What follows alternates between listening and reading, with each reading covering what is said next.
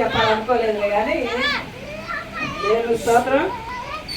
దేవుడు ఇంతవరకు కూడా కాచి కాపాడాడు. ప్రభు నమ్మ స్తోత్రం చెల్లిస్తున్నాం. ఆయుష్ అయింది, ఆరోగ్యం అయింది. మరి నేను 2009 సంవత్సరం వరకు కూడా గాస్పెల్ అసోసియేషన్ ఆఫ్ ఇండియాలో చేశాను. నేను చిన్నపిల్లల పరిచర్య.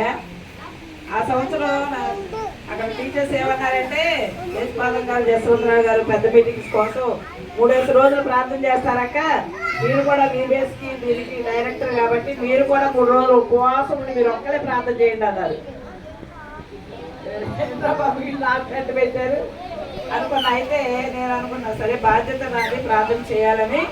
హాఫ్ డేస్లోనే నేను అప్పుడు చాలా దూరం ఊరు ప్రయాణం చేసి వచ్చేదాన్ని. అట్లా 3 దినాలు ప్రార్థన చేశాను నేను. దినాలు అందరూ 3 దినాలు ప్రార్థన చేస్తే 3వ దినం నాకు ఎక్కడో నుంచి వినిపిస్తుంది శబ్దం, నీవు జీవించు సంవత్సరములు అధికములగును. సామెతల్లో ఉంది ఆ మాట. నాకు అసలు ఆ మాట సంతోషం కలిగించలా. దేని ప్రభా, నేను నీ సేవ కోసం ప్రార్థన చేస్తే నీవు జీవించు సంవత్సరములు అధికములు ఏం చెప్తున్నావయ్యా అని నేను సంతోషపడలా. తర్వాత టీచర్స్ చెప్పి అయిపోయింది. మరి అప్పటి నుంచి 2009 నుంచి మనం బయటకు వచ్చేసారు మినిస్ట్రీలో. అయినప్పటికీ మళ్ళీ మనం 2014లో మళ్ళీ మనకి ప్రత్యేకమైన సహవాసం దేవుడిచ్చాడు.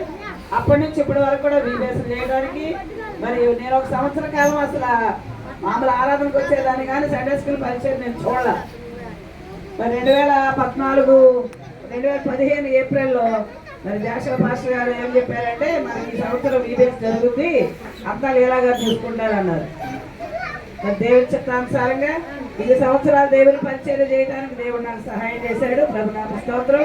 సమస్త మహిమ ఘనత ప్రభావం యేసుక్రీస్తుకే చెల్లాలి. నేను ఈ స్థలంలో నిలబడ్డాను అంటే దేవుని కృప, దేవుని ఏర్పాటు అర్థమైందా.